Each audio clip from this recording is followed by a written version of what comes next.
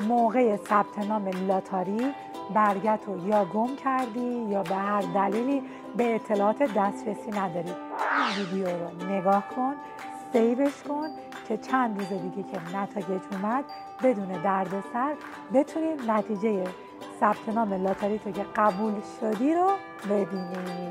سلام دوستان، امیدوارم که خوب باشین. توی این ویدیو میخوام روش بازیابی کانفرمیشن لاتاری آمریکا رو توضیح بدم برای اون دسته از دوستانی که کانفرمیشن لاتاریشون رو به هر دلیلی گم کردن یا در دسترسشون نیست و بهش دسترسی ندارن.